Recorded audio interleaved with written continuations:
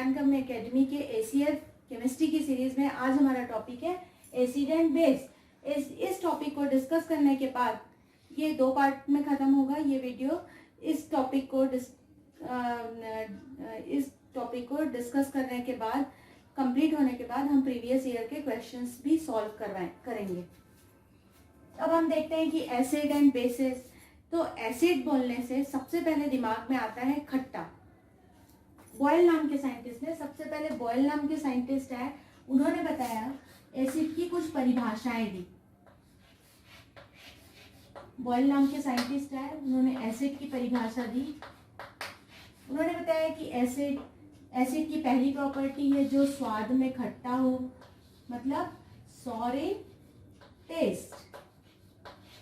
Second property उन्होंने बताई कि जो एक लिटमस पेपर होता है, जैसे अपना वो ब्लॉटिंग पेपर होता है, इंक को सोखने वाला पेपर होता है, वैसे ही एक लिटमस पेपर होता है। तो उन्होंने बताया कि एसिड जो होते हैं वो ब्लू लिटमस को रेड में कन्वर्ट कर देते हैं। तो एसिड की सेकेंड प्रॉपर्टी उन्होंने क्या बताई, ब्लू लिटमस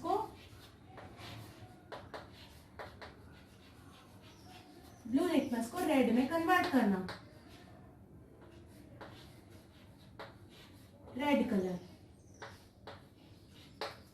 तीसरी प्रॉपर्टी उन्होंने बताई कि अब ये चूंकि एसिड है तो एसिड का काम है बेस को न्यूट्रलाइज करना, तो इसकी तीसरी प्रॉपर्टी है न्यूट्रलाइज टू बेस। बेस का मतलब होता है क्षार, और हिंदी में एसिड को बोलते हैं अम्ल और बेस को बोलते हैं क्षार।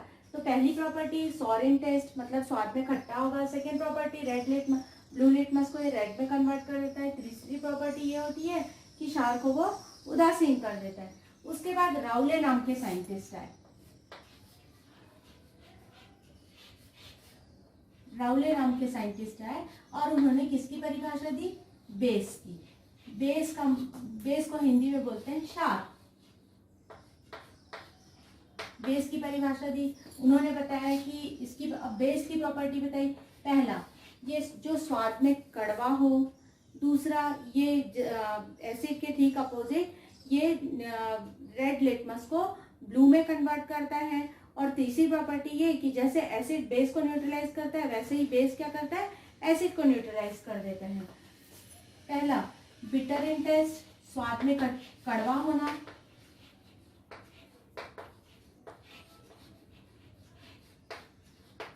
Second property red litmus paper, red litmus को ब्लू में कन्वर्ट करना। तीसरी प्रॉपर्टी है आपकी न्यूट्रलाइज टू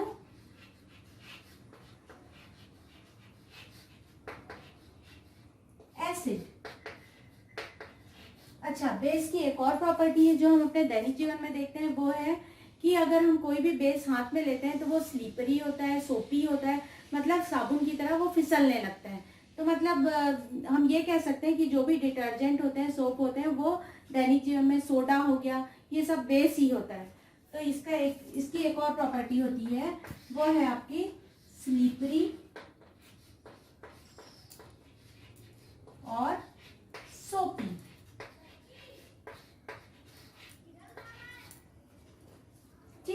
अच्छा, यहाँ पे ये तो अपने दैनिक जीवन में जो हम एसिड और बेस की परिभाषा देते हैं, वो ये जो common property sour in taste, acid sour in taste, blue litmus to red colour, neutralize to base, और उसके बाद रॉले साइंटिस्ट है, उन्होंने बेस की परिभाषा बताई। जो दैनिक जीवन में हम देखते हैं, बिटर इन टेस्ट होता है, रेड लिटमस को ब्लू में कन्वर्ट करता है, एसिड को न्यूट्रलाइज करता है, जो स्लीपरी होता है और सोपी होता है नेचर में, टच करने में।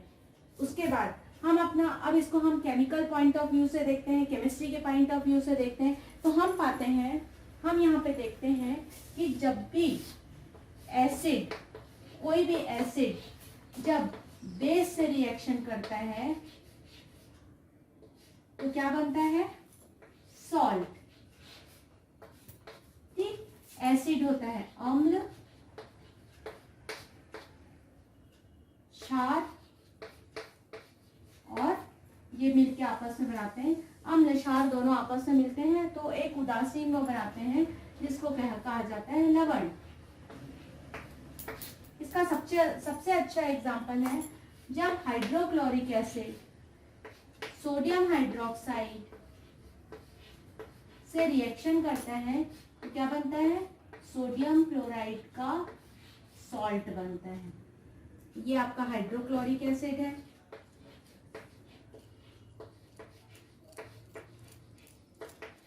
एसिड, ये है आपका सोडियम हाइड्रोक्साइड।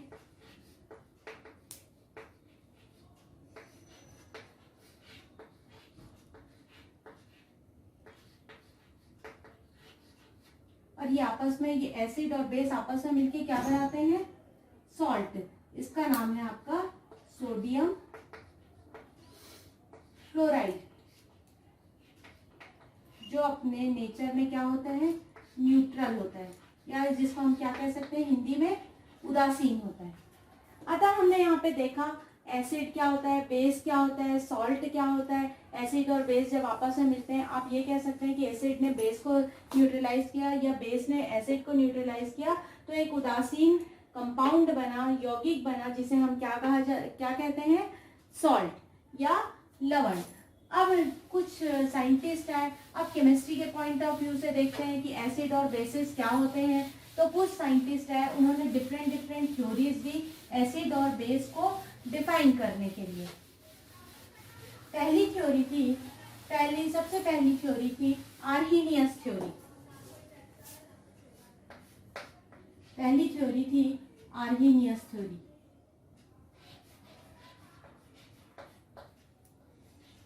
आर्हीनियस थ्योरी, या हम कह सकते हैं एसिड बेस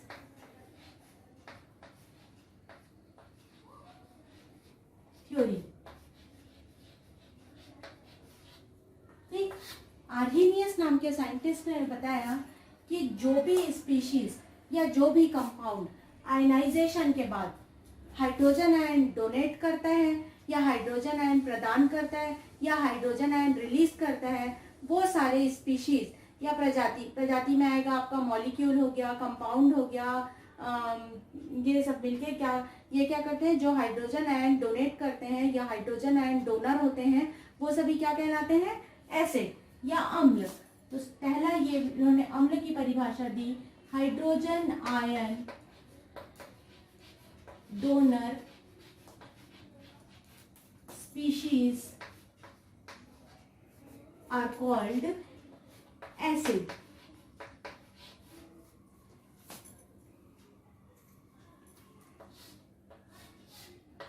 ठीक, अब सेकेंड उन्होंने इसका एग्जाम्पल, इसका बहुत ही अच्छा एग्जाम्पल है, बहुत ही कॉमन एग्जाम्पल है। For example HCl, hydrochloric acid, जब इसको वाटर में, एक्वा सॉल्यूशन में जब इसको डालते हैं तो ये अपने आयन में कन्वर्ट होता है। ये वाटर का फॉर्मूला है H2O। ये आपका हाइड्रोक्लोरिक एसिड है, हाइड्रोक्लोरिक अम्ल है, जैसा कि मैंने आपको पहले ही बताया था, हाइड्रोक्लोरिक एसिड। तो ये बताया उन्होंने कि जैसे ही हम हाइड्रोक्लोरिक एसिड को वाटर में डालते हैं तो ये किसमें टूटता है, हाइड्रोजन आयन और क्लोराइड आयन में। तो इसका मतलब ये है कि इसका यहाँ आयनाइजेशन का मतलब होता है ब्रेक डाउन होना, किसी भी कंपाउंड का ब्रेक डाउन होना, वो क्या कहलाता है, वो अपने अपने आयनों में विभक्त होना, वो कहलाता है आयनाइजेशन।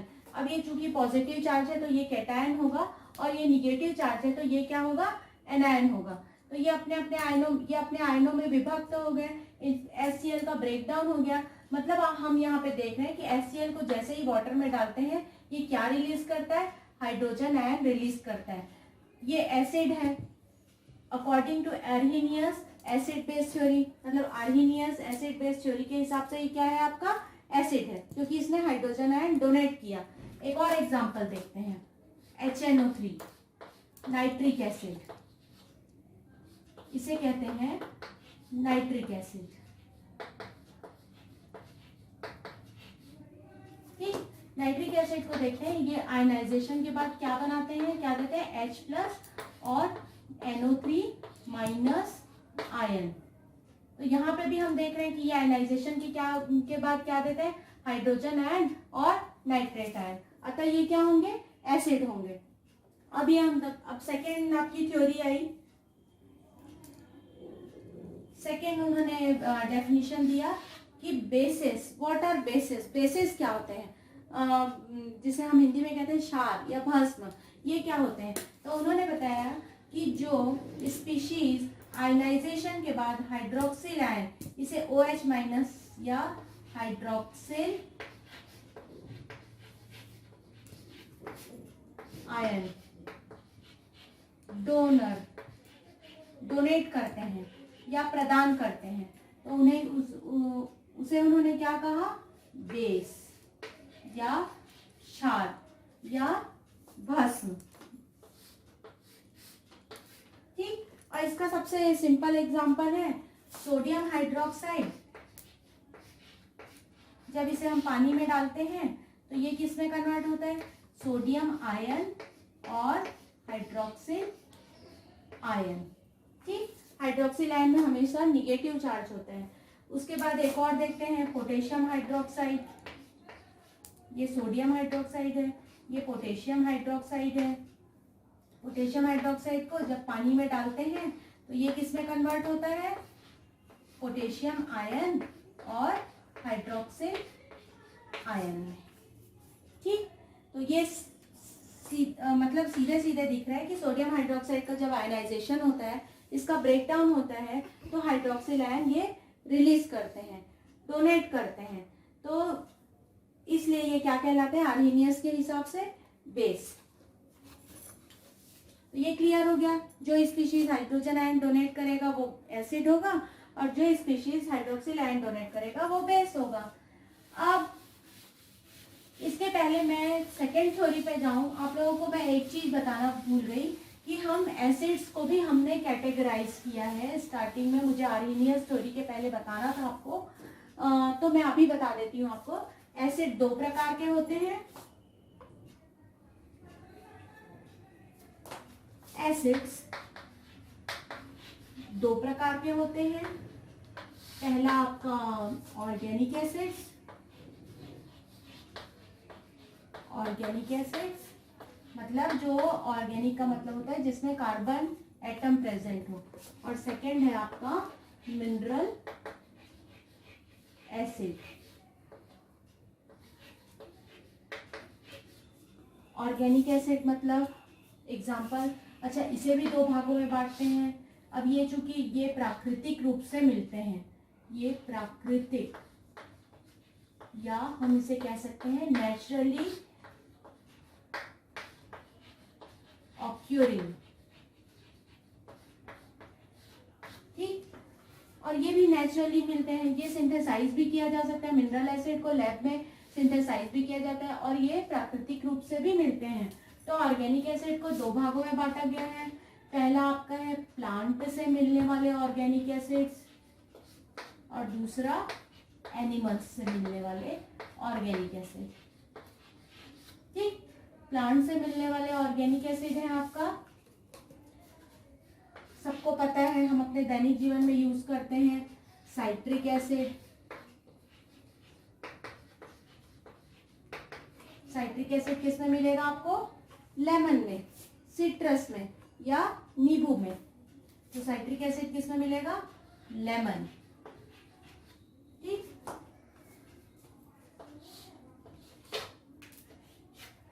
उसके सेकंड है आपका टार्टरिक एसिड।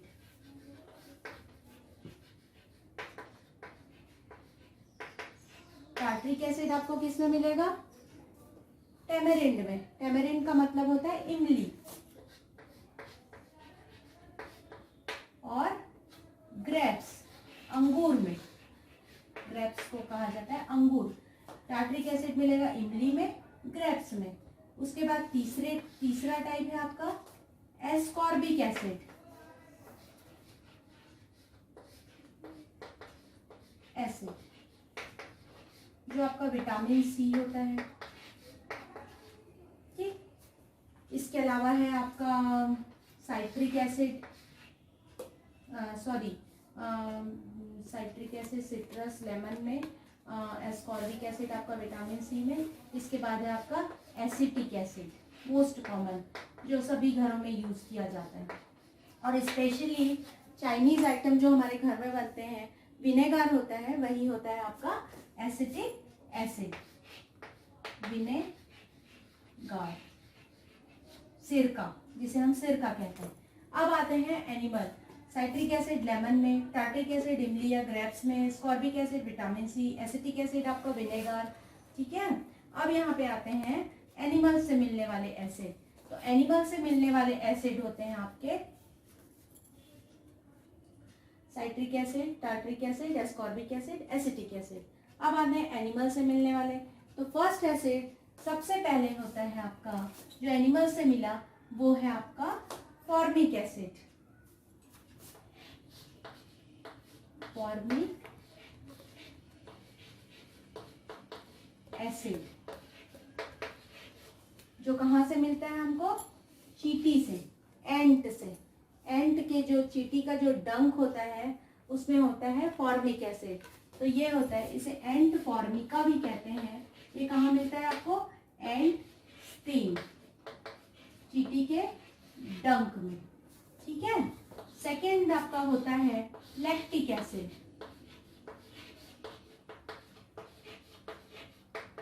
लैक्टिक एसिड आपको मिलेगा दही में, दैनिक जीवन में हम दही यूज करते हैं, कर्ड, ठीक। ये भी चूंकि कर्ड मिल्क प्रोडक्ट है, एनिमल प्रोडक्ट है, इसलिए हम इसे एनिमल से मिलने वाले एसिड्स में शामिल किया है हमने। फॉर्मिक एसिड हो गया, लैक्टिक एसिड हो गया, एक और एसिड है आपका फॉर्मिक एसिड, लैक्टिक एसिड। इस तरीके से एनिमल से भी कुछ एसिड्स मिलते हैं। अब आते हैं मिनरल एसिड। मिनरल एसिड्स वो एसिड्स होते हैं जो अर्थ के, मतलब जो जमीन की, मिट्टी के जो जितने भी लेयर्स होते हैं उसमें जो मिनरल्स मिलते हैं उसे हम क्या कहते हैं, वो जो वाटर से रिएक्शन करके वो जो एसिड बनाते हैं उन्हें बोलते हैं मिनरल एसिड। तो मिनरल एसिड्स में सबसे जो कॉमन एग्जांपल है वो HCl, HNO3, H2SO4,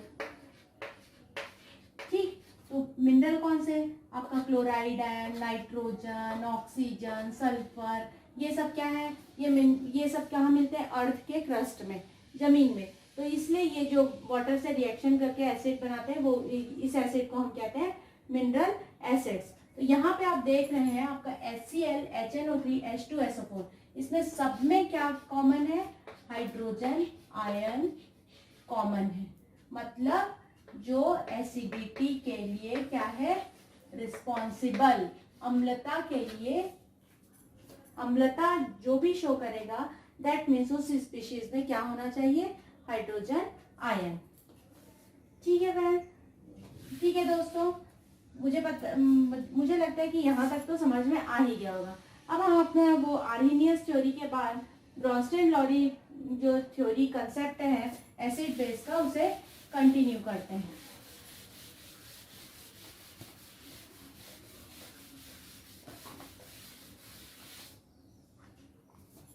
ठीक, अब सेकेंड थ्योरी है हमारी ब्रोंस्टेड-लॉरी नाम के साइंटिस्ट थे, उन्होंने ये थ्योरी दी, ब्रोंस्टेन-लॉरी acid base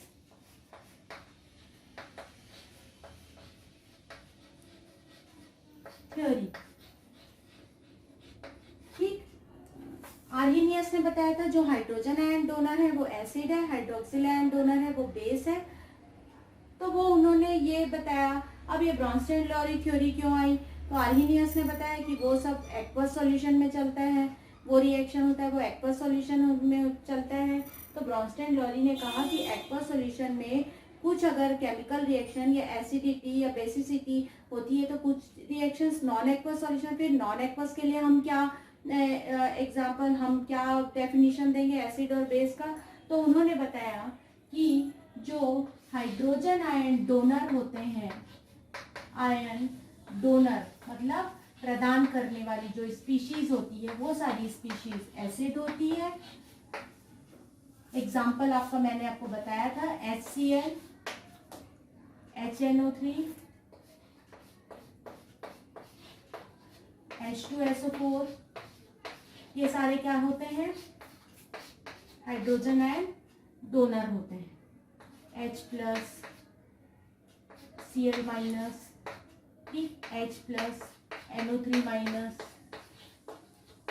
H plus, HSO4 minus, bisulphide ion, ठीक। तो ये इन्होंने बताया जो भी हाइड्रोजन आयन डोनर है वो एसिड है। उसके बाद इन्होंने सेकेंड डेफिनेशन दिया बेस के लिए। बेस के लिए इन्होंने क्या डेफिनेशन दिया, जो हाइड्रोजन आयन एक्सेप्टर हैं, मतलब ग्रहण करने वाले हैं, ग्रहण लेने वाले जितने भी स्पीशीज हैं वो सारे क्या कहलाते हैं, बेस। किसके हिसाब से, ब्रॉन्स्टेड लॉरी के हिसाब से। तो यहाँ पे उन्होंने ये एग्जांपल दिया,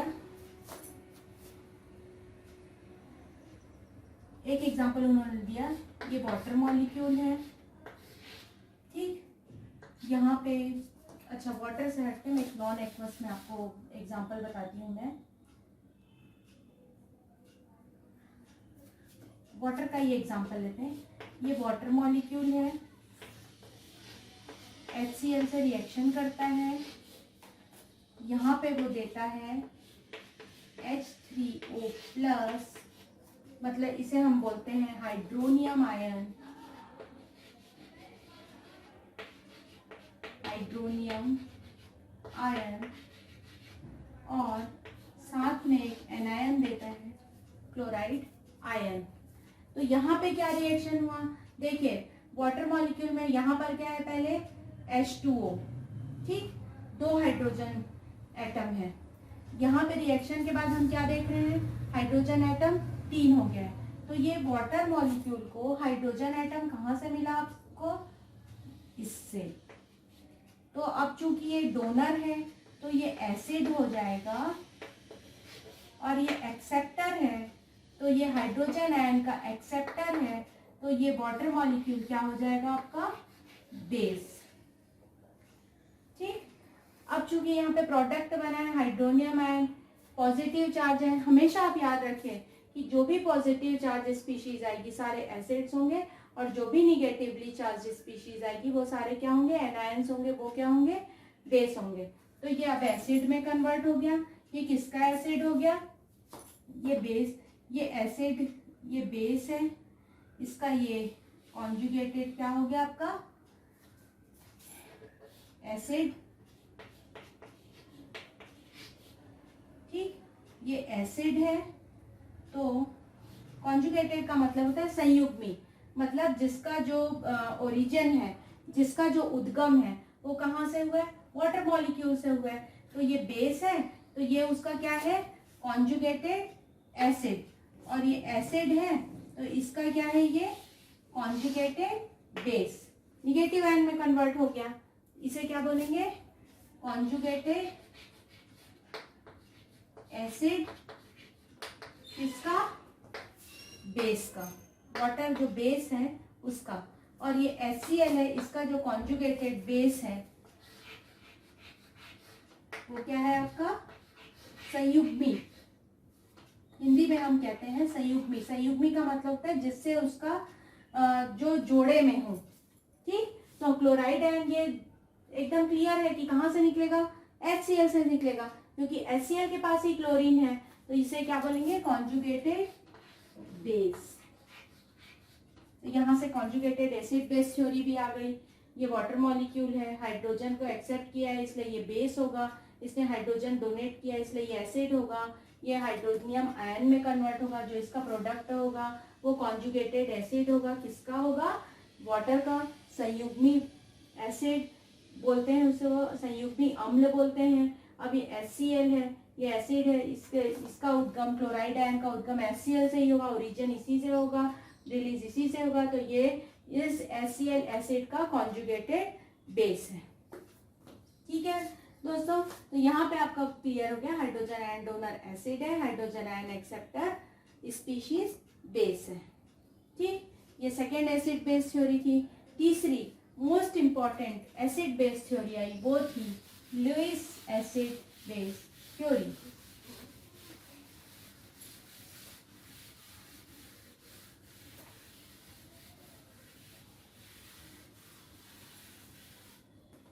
मोस्ट, ऐसे तो बहुत सारी थ्योरीज दी गई एसिड बेस को क्लियर करने के लिए, लेकिन जो आपके कोर्स में है और जहाँ तक मैंने पिछले पेपर्स को देखा है तो मैंने यही पाया कि बहुत ज़्यादा वास्ट नहीं पढ़ना है आपको। जो इम्पोर्टेंट चीज़ें हैं जिससे क्वेश्चन पूछने की प्रोबेबिलिटी बहुत ज़्यादा है, केवल उन्हीं टॉपिक्स को कवर करना है, क्योंकि और भी बहुत सारी चीज़ें हैं पढ़ने के लिए। तो थर्ड जो थ्योरी है वो है लुईस एसिड बेस थ्योरी। ठीक, अब लुईस एसिड बेस थ्योरी, तो यहाँ पे लुईस नाम के साइंटिस्ट है, उन्होंने बताया कि पहले फर्स्ट डेफिनेशन एसिड के लिए दिया लोन पेयर। अभी मैं आपको बताऊंगी लोन पेयर मतलब एकाकी युग्म इलेक्ट्रॉन जो होते हैं, लोन पेयर ऑफ इलेक्ट्रॉन उसको बोलते हैं। लोन पेयर इलेक्ट्रॉन डोनर जो होता है वो बेस होता है और स्पीशीज ना, और लोन पेयर इलेक्ट्रॉन्स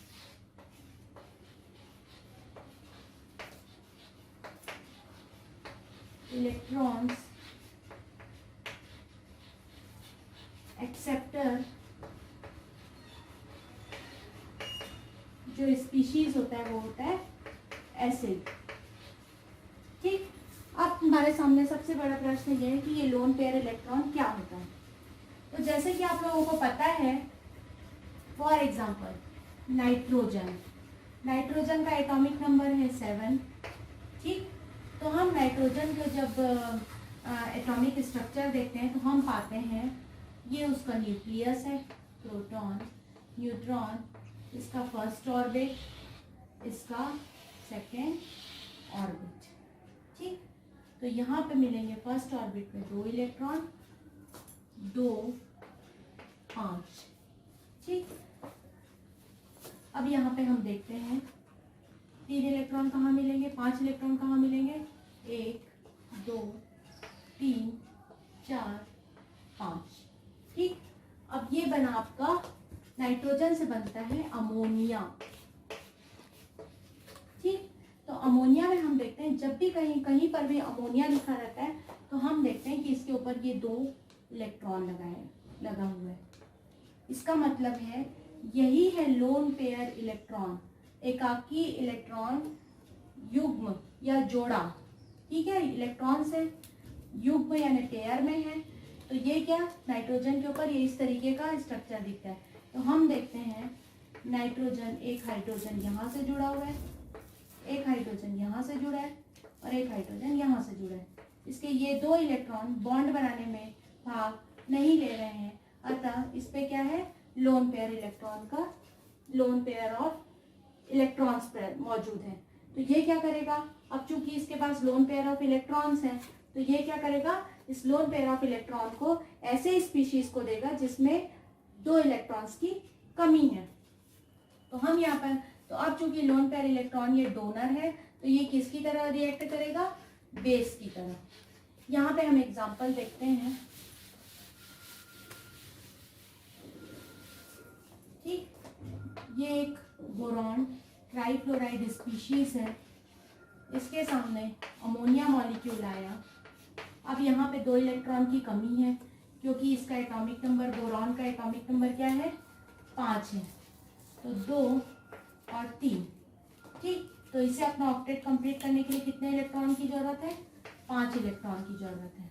यहाँ पे इसका बोरॉन का स्ट्रक्चर देखते हैं तो एक तरफ ये किससे जुड़ा हुआ है, फ्लोराइड से, यहाँ पे फ्लोरीन से, सॉरी यहाँ फ्लोरीन से।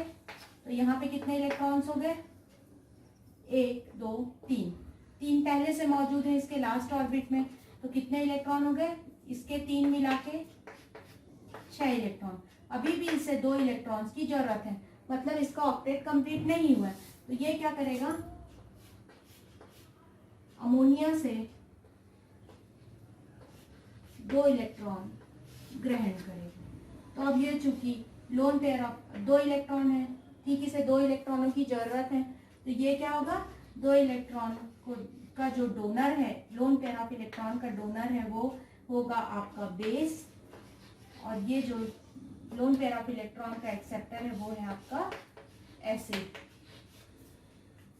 ठीक, समझ में आ गया। लोन पेयर इलेक्ट्रॉन डोनर यहाँ अमोनिया है, और बोरॉन ट्राइक्लोराइड क्या है, लोन पेयर इलेक्ट्रॉन्स का एक्सेप्टर। तो जो डोनर होगा वो बेस होगा, और जो एक्सेप्टर होगा वो एसिड होगा।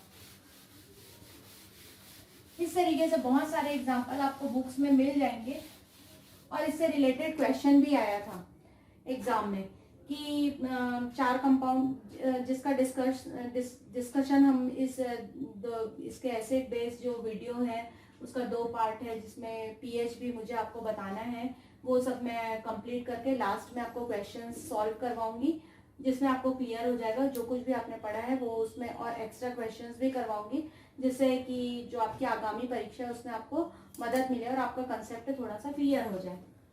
ठीक, अब नेक्स्ट आते हैं, एक शब्द है उभयधर्मी। ठीक, एम्फोटेरिक,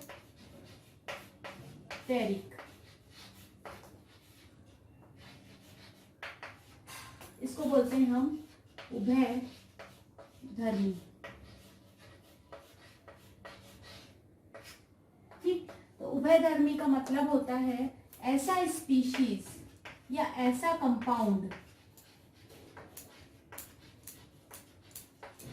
जो एसिड मतलब अम्ल एज वेल एज और बेस दोनों की तरह बिहेव करे, एसिड या बेस दोनों की तरह जो बिहेव करे उसे क्या कहते हैं हम, उभयधर्मी। इसका सबसे अच्छा एग्जांपल है वाटर। वाटर क्या होता है, जैसे भी जो भी स्पीशीज उसके सामने आती है वो उसकी तरह बिहेव करता है। HCl के साथ रिएक्शन करेगा तो वो बेस की तरह बिहेव करेगा, और जब अमोनिया के साथ रिएक्शन, देखिए आपको मैंने पहले ही बताया है, H2O जब HCl से रिएक्शन करता है तो यहाँ पे हाइड्रोनियम आयन देता है और एक क्लोराइड आयन देता है। तो यहाँ पर आप देख रहे हैं ये बेस की तरह बिहेव कर रहा है। यही H2O जब अमोनिया मॉलिक्यूल के साथ रिएक्शन करता है तो ये क्या बनाता है, NH4 plus ion plus OH minus ion. ठीक, यहाँ पे क्या किया इसने अपना हाइड्रोजन आयन अमोनिया को दिया, तो यहाँ पे वाटर कैसे रिएक्शन कर रहा है, एसिड की तरह। कैसा बिहेवियर है इसका, एसिड की तरह, और अमोनिया बेस की तरह। और यहाँ पे HCl के साथ वाटर बेस की तरह रिएक्शन कर रहा है, और HCl तो एसिड है ही, और यहाँ पे ये क्या बन रहा है, अमोनियम आयन बना रहा है और हाइड्रोक्सिल आयन में कन्वर्ट हो रहा है। तो एम्फोटेरिक का पिछले लास्ट जो आपका ACF का पेपर हुआ था उसमें सीधे सीधे क्वेश्चन पूछा गया था कि उभयधर्मी क्या होते हैं। 4 ऑप्शन दिया हुआ था, एक या तो अम्ल की तरह बिहेव करते हैं, सेकेंड दिया था क्षार की तरह बिहेव करते हैं, तीसरा दिया था आपका अम्ल या क्षार दोनों की तरह बिहेव करते हैं, और चौथा दिया था नन ऑफ दिस। तो इससे आपको क्लियर हो गया है कि वो क्या होते हैं, उभयधर्मी। ठीक, अब नेक्स्ट हम देखते हैं, नेक्स्ट टॉपिक है हमारा जो वो है आपका बेस। थोड़ा बेस के बारे में आपको बता देती हूँ, बेस क्या होता है। बेस का जो कॉमन वो एग्जांपल आपको बता देती हूँ, सोडियम हाइड्रोक्साइड बेस, जिसको हम बोलते हैं कास्टिक सोडा। ठीक, जैसे मैंने एसिड का एग्जांपल बताया था वैसे ही आपको कुछ बेसिस के एग्जांपल बता देती हूँ, उसका कॉमन नेम बता देती हूँ। बेसिस होते हैं, पहला सोडियम हाइड्रोक्साइड जिसे कॉस्टिक सोडा बोलते हैं, इसका कॉमन नेम है। इसका जो काम है आपका डिटर्जेंट के फॉर्म में यूज होता है। ठीक, ये जनरल केमिस्ट्री है, आपको पता होनी चाहिए, क्योंकि कभी कभी क्वेश्चन यहाँ से भी आ जाते हैं डिटर्जेंट की तरह। फाइबर, सिंथेटिक फाइबर जैसे रेयॉन होता है, रेयॉन इंडस्ट्री में इसका यूज होता है सिंथेटिक फाइबर बनाने में। ठीक, और पेपर इंडस्ट्री में भी इसका यूज होता है, जो आपका ब्रूक बॉन्ड पेपर, न्यूज़पेपर ये सब बनते हैं वो क्या है सब, उसमें सोडियम हाइड्रोक्साइड का यूज होता है। उसके बाद सेकंड है आपका सोडियम हाइड्रोक्साइड के बाद है KOH, जिसे बोलते हैं कास्टिक पोटाश।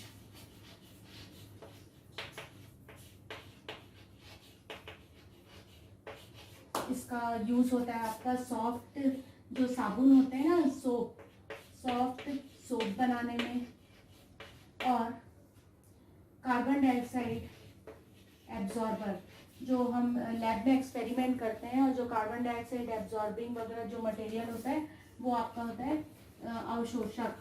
एब्जॉर्बिंग जो मटेरियल्स होते हैं वो क्या होते हैं, कास्टिक पोटाश। थर्ड होता है आपका कैल्शियम हाइड्रोक्साइड, जिसका कॉमन नेम है स्लेक लाइम।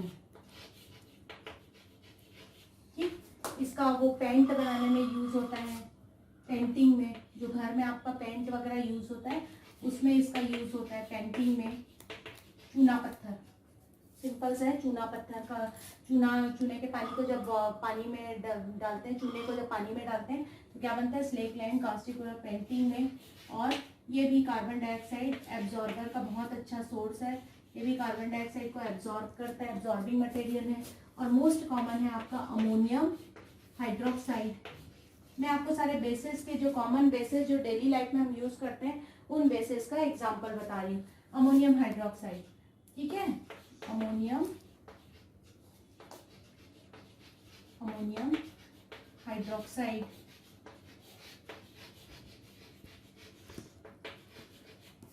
इसका जो यूज होता है वो है ग्रीस का जो दाग लगाता है ड्राई क्लीनिंग इंडस्ट्रीज में, जो क्लोथ्स वगैरह ड्राई क्लीन करते हैं ना, उसमें ड्राई क्लीनिंग में इसका यूज होता है। क्लोथ्स में ग्रीस का जो दाग होता है, ग्रीस वगैरह जो आपके लग जाते हैं, ग्रीस का जो दाग होता है इसको ग्रीस रिमूवल। ठीक, तो ये क्लोथ इंडस्ट्री में dry cleaning, specially dry cleaning में काम आता है। सोडियम हाइड्रोक्साइड कास्टिक पोटाश है, डिटर्जेंट के फॉर्म में यूज होता है। सिंथेटिक फाइबर इंडस्ट्री में काम आता है, पेपर इंडस्ट्री में काम आता है। पोटेशियम हाइड्रोक्साइड का एक और मोस्ट इम्पॉर्टेंट यूज है जो निकल आयरन स्टोरेज बैटरी होती है, नीफे स्टोरेज बैटरी, इसमें भी पोटेशियम हाइड्रोक्साइड का यूज होता है। इसे कास्टिक पोटाश कहते हैं। सॉफ्ट जो साबुन होते हैं वो बनता है इससे। कार्बन डाइऑक्साइड एब्जॉर्बिंग मटेरियल है। Calcium hydroxide slack lime painting में काम आता है। कार्बन डाइऑक्साइड एब्जॉर्बर होता है। अमोनियम हाइड्रोक्साइड ये ड्राई क्लीनिंग इंडस्ट्री में ग्रीस वगैरह का दाग हटाने में इसका यूज करते हैं।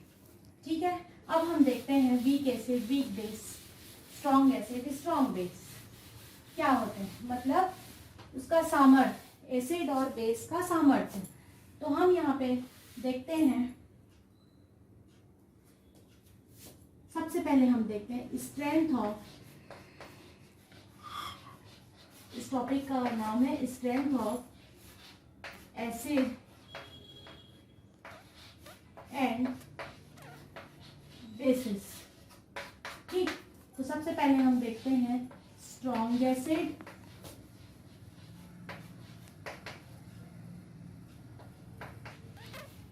ठीक, स्ट्रॉन्ग एसिड। स्ट्रॉन्ग एसिड वो एसिड्स होते हैं जो पानी में डालने पर कंप्लीट आयनाइजेशन होता है, जिसका जो कंप्लीट ब्रेकडाउन होता है, कंप्लीटली अपने आयंस में विभक्त होते हैं और बहुत अधिक मात्रा में क्या रिलीज करते हैं, हाइड्रोजन आयन।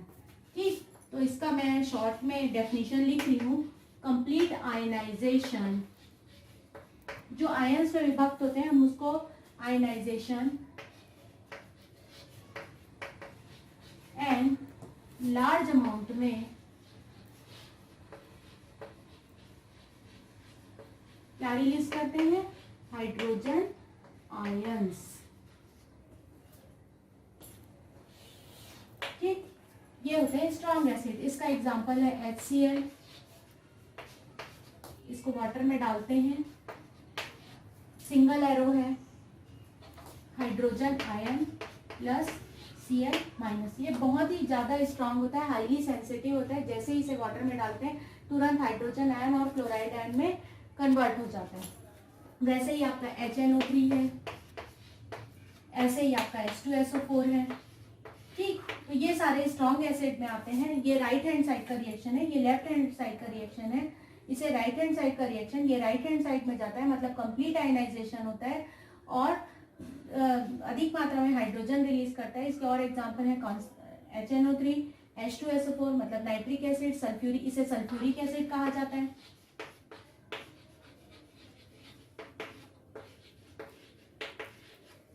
ये सारे इनका कंप्लीट आयनाइजेशन हो जाता है किसमें, पानी में डालने पर। ठीक है, अब सेकंड है आपका वीक एसिड्स।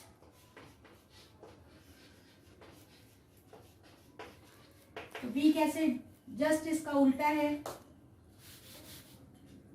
Incomplete ionization.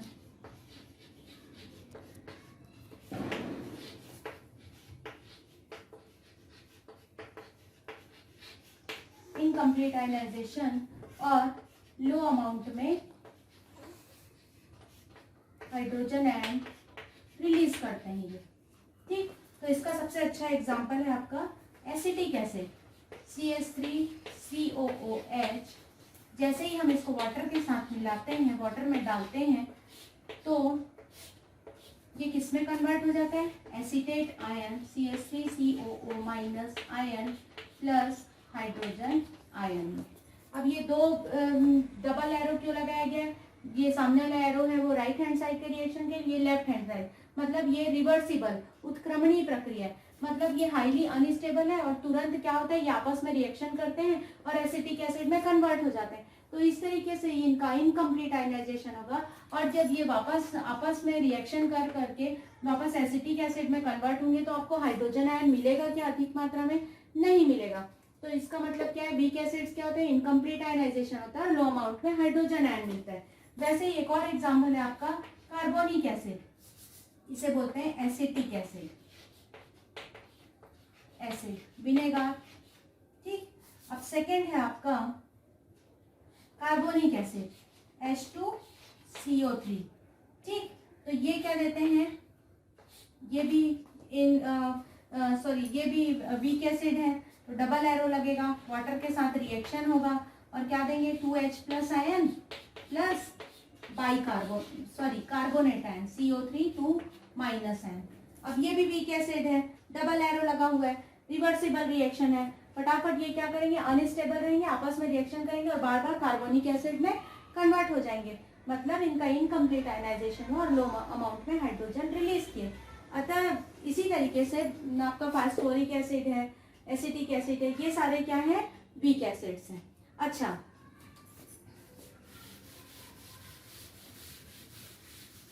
किसी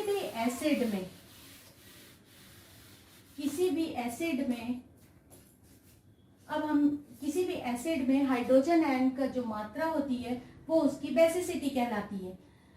number of hydrogen ions is equal to basicity.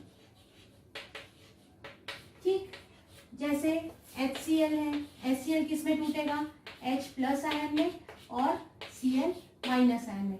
तो हाइड्रोजन आयन एक है, सिंगल है, तो ये क्या होगा, मोनो बेसिक, क्योंकि हाइड्रोजन आयन का नंबर एक ही है इसमें। ठीक है, अब आपका ये कार्बोनिक एसिड है H2CO3, तो इसमें ये कैसे टूटेगा, 2, ये रिवर्सिबल रिएक्शन है, वीक एसिड है आपका, 2H प्लस आयन प्लस एक carbonate ion.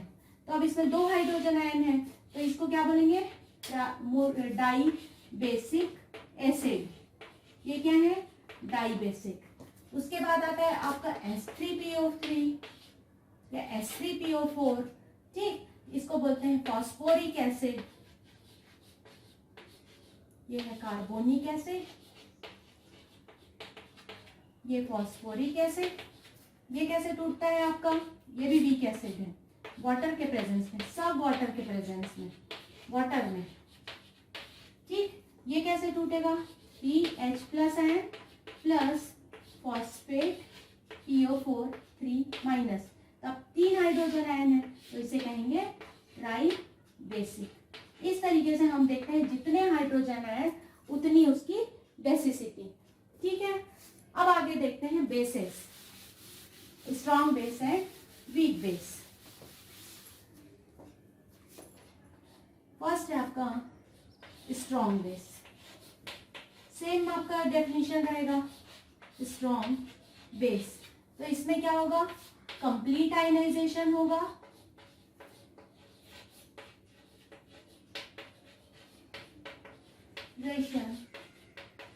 And large amount में क्या रिलीज करेंगे, ये hydroxyl ion, OH minus ions.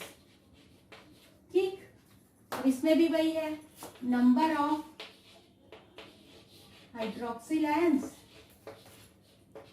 Is equal to acidity.